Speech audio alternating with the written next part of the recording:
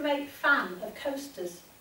I worry about people who are so house-proud they treat the surfaces of their furniture like museum pieces. Who invented coasters anyway? How long have they been decorating our tables? And if you go to someone's house and they don't have one on the occasional table near you, do you put your mug of tea down or not? I've probably not read the right etiquette columns in the magazines. Mine are useless. Yes, I do own coasters. They're always in 4s or 6s, so I have 6 blue and green ones to match my placemats and 6 to match my light oak furniture. Rethinking the blue and green ones, since a recent dinner party guest smiled at her husband and said, "Oh, we used to have these, didn't we?" I don't watch all those revamp your home every year and you'll be happy ever after programmes that compete with the if you weren't into takeaways you could cook like this extravaganzas. My coasters are useless because 80% of the time they're fit for purpose, but the 20% is a trap. If I bought them in Harrods, they'd be the same, stuck to the bottom of my mug like chewing gum to the sole of a shoe. So there I am, mug and attendant coaster held in the air. Odd though, how a coaster can remind you of someone. This one, for instance. I'm at my neighbour's and Liz is really into crafts, knitting at the moment. She spent ages the other day telling me about her knitting group. I've read that they're springing up all over the place, like chickens. That's the other fashionable 21st century hobby. Looks like Liz made this coaster, or it could be one of her kids. I can see Liz has a gaudy Picasso-influenced bull on hers. She's a Taurus, so the craft set must have had an astrology theme. That'll explain this scorpion then. It's mint green and seems to be a bit distorted. Could be Cancer the crab. I'm not an expert on crustacean identification. Just a hazy recollection of some boring biology lesson when I was surprised to hear woodlice were related to lobsters and crabs. On balance, I'd say this is a Scorpio coaster. Lots of legs and vicious-looking claws. Round the edge is a bright pink border with scalloped edges, a bit like a theatre curtain, and precise yellow dots as well. My Auntie Viv would have said it has a finny haddock border. Back to Scorpio though. That's what my friend Maggie is.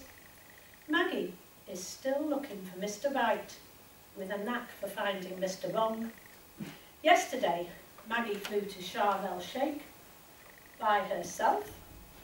The latest Mr. Right backed out of the holiday last minute. Too much going on, he said. Business a bit tricky at the moment. 2 members of staff on leave at the same time.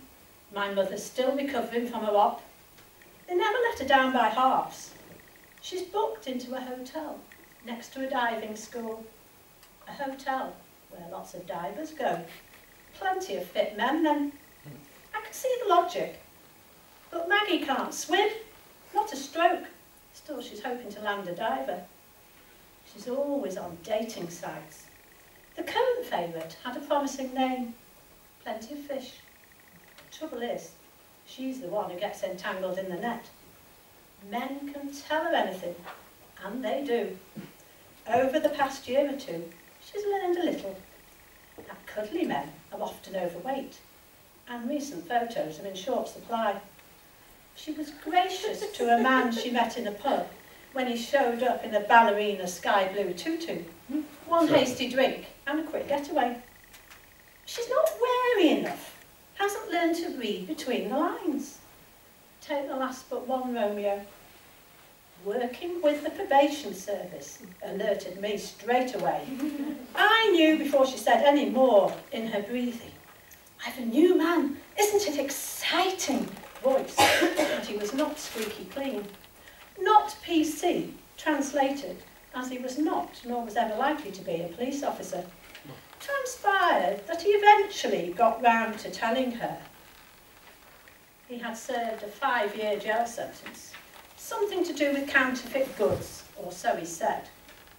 Maggie hears the same lines over and over again.